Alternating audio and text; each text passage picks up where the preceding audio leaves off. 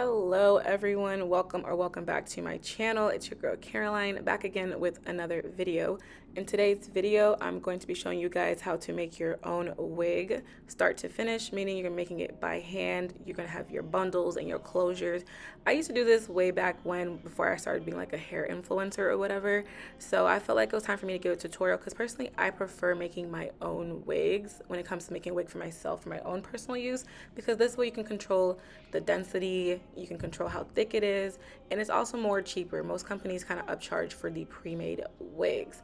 Only thing is that I kind of hate making your own wig because it is a tedious job unless you know how to use a sewing machine where you can make a wig in an hour. But I'll also be showing you guys a little bit of a hack to make your wigs a lot faster. But let's get into our tutorial. So here I'm just doing a bit of an unboxing. This hair is from Isee Princess. They sent me 4 bundles of their 10A Brazilian hair. All of them were 24 inches. And I also have a 5x5 closure. So the first thing I always do whenever I'm making my wigs is I like to prep my closure first. Let's just get this out of the way. I don't do it after I've already made my wig. I do it first. And what we need to do is bleach the knots on the unit. So I'm gonna go ahead and get that ready. What I like to do these days for my bleaching to make sure it's like bleaching properly and getting all the knots in there is I like to get a 20 volume developer as like a pre-treatment, and I just use straight developer and put that all over the hair and let it sit for about 30 minutes, and then I wash that out and then I'm ready to go and actually use the bleach. Doing this step before the actual bleaching process kind of just helps ensure that the hair is going to take the bleach a lot easier. So if you have a wig with big knots, or maybe the knots are not bleaching that well, this can really just help open up the hair cuticles so it can take the bleach a lot better. Like I said, I let this sit on the wig for about 30 minutes and then I come back and wash it out. And here's the wig, the closure after it's been washed out. Here I'm just using some Got2b spray to help me push all the hair back, because you want to make sure you have all the hair pushed back so you don't mistakenly get bleach onto the knots.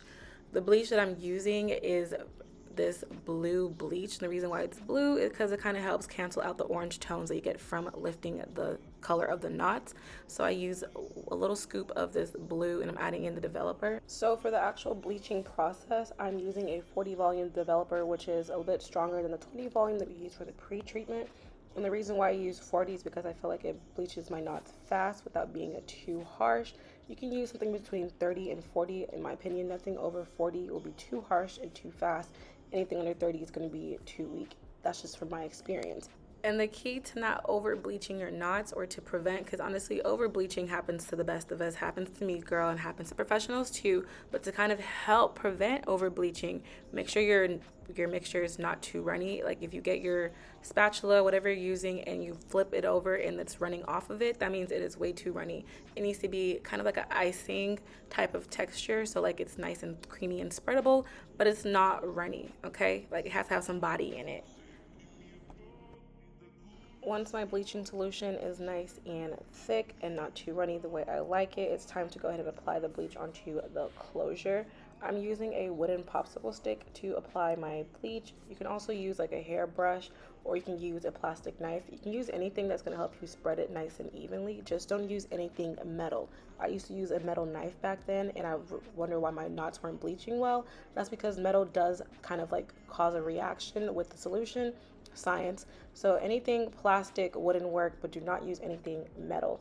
I like to start bleaching my knots from the back and work my way up to the front, because the knots are way bigger and harder to bleach in the back. So start my way up from the back to allow the back to start processing by the time I get to the front. You're not putting too much pressure where you're pushing the bleach and it starts to bleed through the hair, because you're bleaching just the roots. You're not bleaching all of the hair.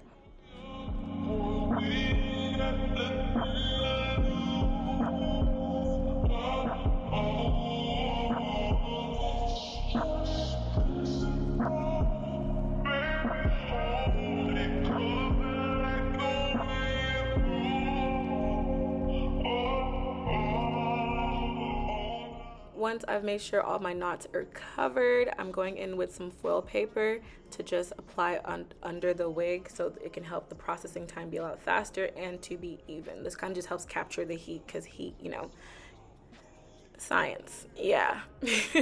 So I put the foil over it and I let it sit. I have a timer. I have like a 10-minute timer that goes off. This took about 30 minutes for the knots to lift. I can't give you guys an exact time for you to wash the bleach out because every hair is different and it's going to react differently. Some hair takes less. I've had hair that bleaches in 15 minutes. Some take more. Never over an hour. If you're sitting with 40 volume developer on your lace for like an hour and it's not bleached, it's not you, girl, it's them. But just make sure you're checking the wig every 10 minutes to make sure that it's not gonna like over bleach. Once you start to see a nice like orangey blonde shade, that's when you know it's time to wash it out. And it is time to wash out our knots. So the first thing I'm doing is just, of course, going in with just water and just washing out all of the bleach. Gotta make sure it's all washed out to stop any reactions. And the way you know your knots is bleached well is when you flip your wig or closure under and you see that blonde orange tone under the lace. That's how you know it's bleached. I'm showing you guys right now. You see how perfectly chef kiss each knot was properly taken care of, and that's because of the pre-bleaching that we did and a bit of the foil. All the steps I just told y'all is going to really help you achieve a perfect bleach knot. Now it's time to tone the knots because it's a little bit orange from the bleaching. I'm using some purple shampoo. Actually, I'm using purple conditioner. I don't know why I have purple conditioner. I made a mistake and bought that, but it worked just as well. I like to saturate the lace with this purple shampoo, and I make sure I'm putting it under, not on top of the hair, so like literally on the lace part under it. And I let the hair sit for about 10 minutes, and then I come back 10 minutes later and I just wash it out. Our closure is nice and bleached, so we can proceed to the wig construction part of this process. I'm gonna try to leave a little supplies list down below so you guys can keep up with all the things that I'm using, so you can recreate this for yourself. Right here, I'm just going in and trying to mark down the measurements of my head onto my canvas wig block. One thing that's really important as well, when you're making your wig, you should make it on a canvas head that is your head circumference. This one is a 23-inch canvas head because I measured my head to figure out how big it was. I'm going to try to also clip like a little chart to show you guys how to measure your head. Since I'm doing just a closure, all I needed was my front to back measurements so the wig can fit exactly on my head. This part is very important because you just want it to fit exactly to your head shape. Trust me, before I used to not do this and my wig would fit very wonky. This is going to help ensure that you have a very flat fit. Now that I've marked down where I want the wig to be on my head, I can go ahead and place my wig cap, and I make sure I place my wig cap accordingly to these markings.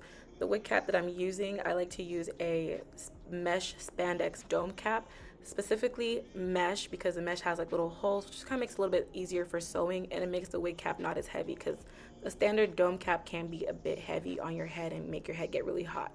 So yeah, here I am just pinning down the wig onto the markings that I've made. If you're doing a frontal, you also want to like mark where your ears start and stop, but that's a whole different video. If y'all want a tutorial on how to make your own frontal wig, comment that below because there's a little bit of discrepancies. Little things are different when you're doing a frontal versus a closure, but the main overall gist is the same.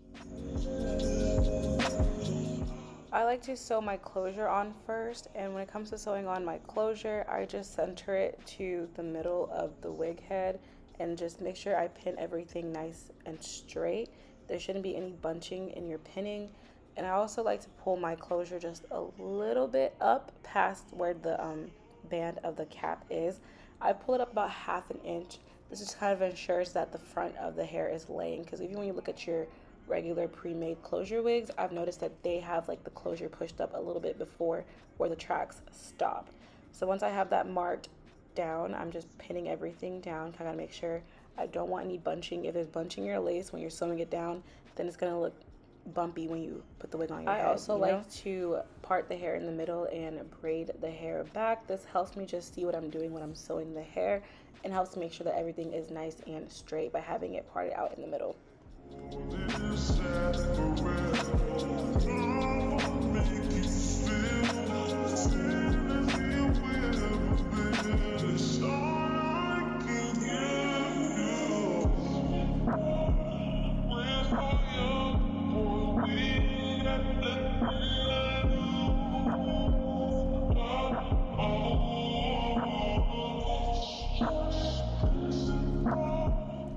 Now let's get into the sewing of the closure. So for sewing my wigs, I like to use a curved needle, and you should be using a curved needle, not a standard straight sewing needle. I got my curved needle from the beauty supply store, And I'm using this really big roll of, I believe it's nylon thread. It's much stronger than your standard random sewing thread, so make sure you're getting like thread that's meant for weaving your hair because it makes a big difference.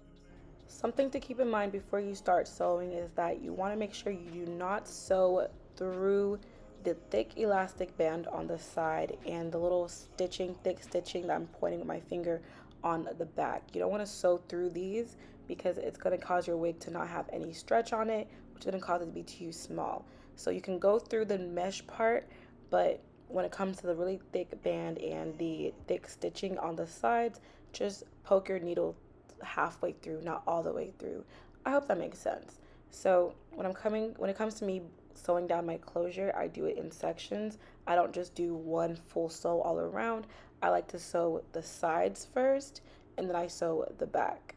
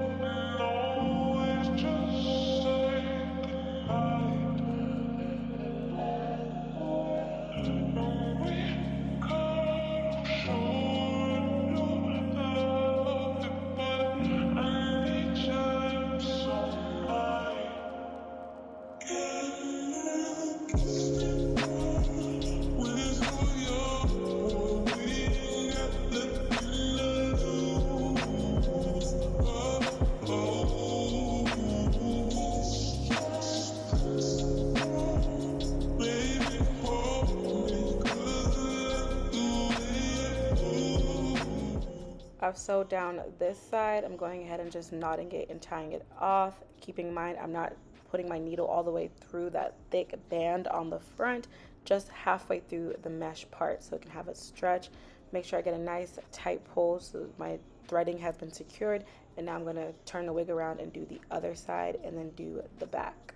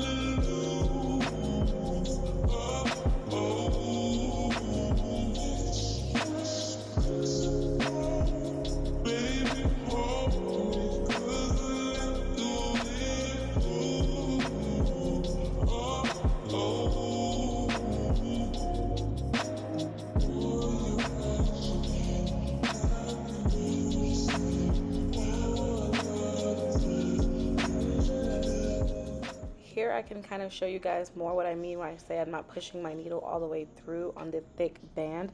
If you can notice a little bit, I'm like gently making sure I'm only pushing the needle through the lace that's on top of the elastic band on this part.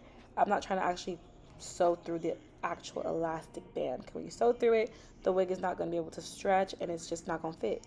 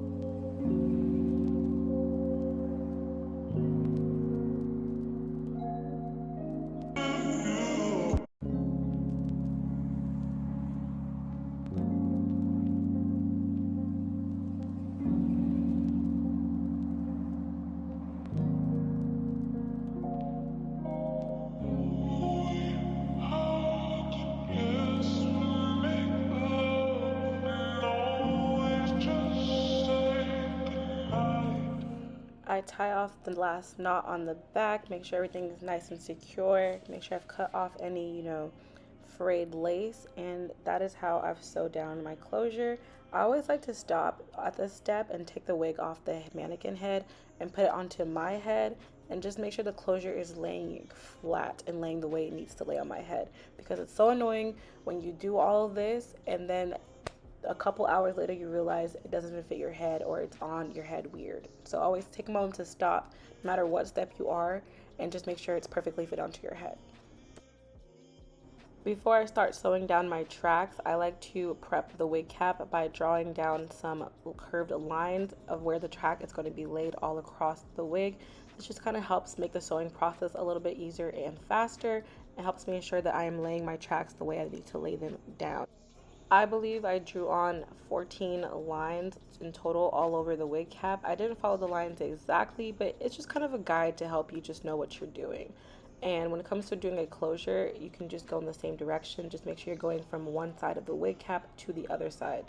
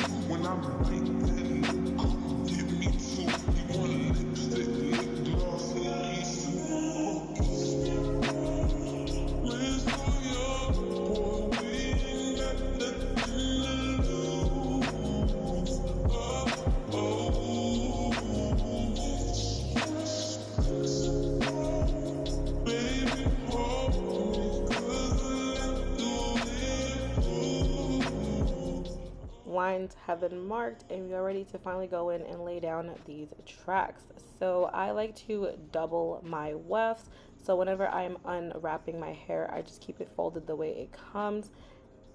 I really only do single tracks towards the top of the wig, but we'll get to that part of the wig making process. Right now I'm just trying to make sure I unravel the hair and brush through everything so it's not tangling up as I'm sewing.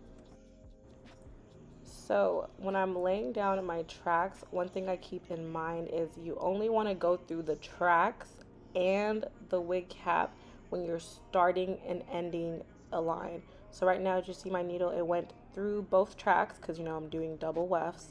And I get once my needle has gone through both tracks, I gently, because I'm working on the edge where it has that thick band like I mentioned earlier, I'd go through the track and the wig cap to help secure that track onto the line.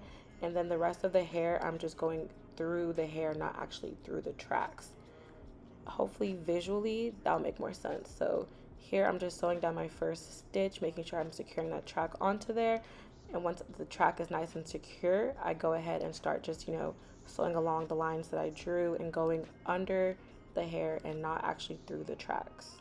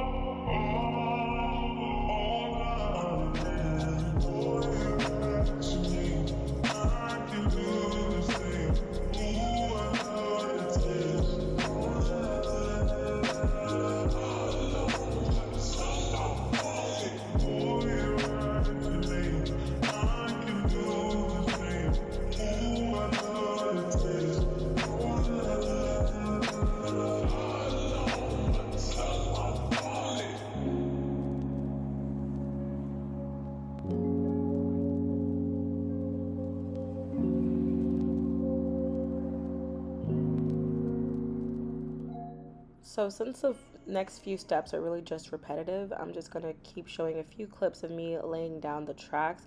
I have 4 bundles. Once it's time for me to change up what I'm doing, I'll come back with the voiceover. Now it's time to start all across on my first just like line and before I go through both tracks and also go exactly to the wig cap, the cap, secure that, and then I start, you know, all across the wig head. Just the hair, I go ahead and secure the rest of the hair. How I did when I was starting the track, I go ahead and use my needle and go through both tracks and also go through the wig cap. Make sure I secure a nice tight knot on that. Sometimes I even like triple knot it just to make sure it's not going to pull out. And then I like to cut my tracks. Some people do the fold over method where they just like fold over. I don't really know how to do that properly. When I'm sewing, it gets a bit bumpy. So I just like to cut my tracks. I don't see any big difference in shedding. So if you want to cut your tracks, cut your tracks. And then I repeat the same process again. Like before, starting a new track, go through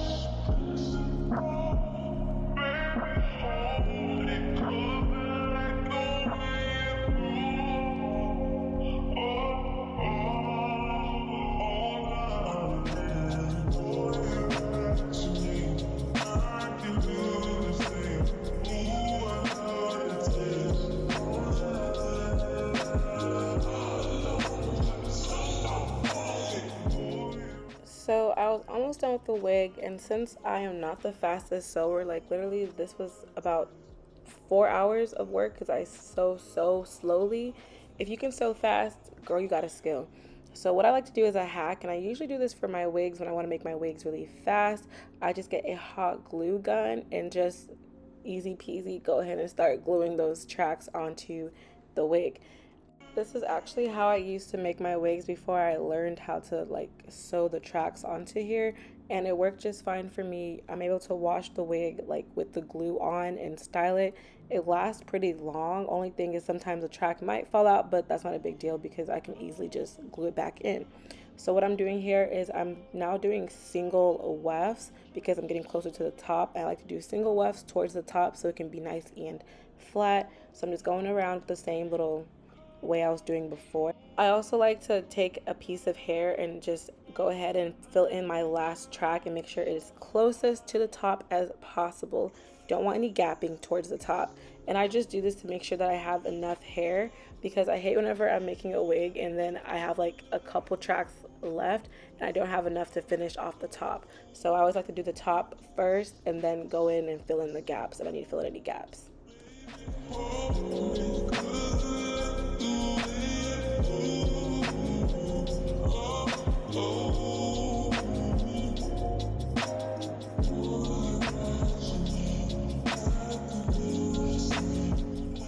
Now that our wig is finally completed, I'm just going in and gonna cut out the piece of cap under the closure area. Be very careful not to cut the thread or the stitches you've made. Just cut around your stitches because you're not supposed to have the cap under the lace part of your wig. But yeah, that is how I constructed this wig. So this is just part one of a part two series to making this wig. This was just the construction.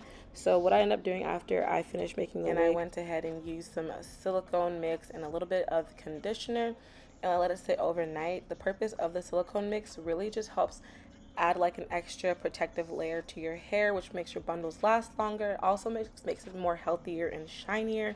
I don't know, silicone mix just really is that girl and transforms your wigs. I do this to help restore my wigs, and I also do it to help protect my wigs for them to last longer. So I'm gonna let this sit overnight, and y'all come back for part two to see the plucking and styling and install. But yeah, I hope you guys enjoyed this video. I hope you found this tutorial helpful.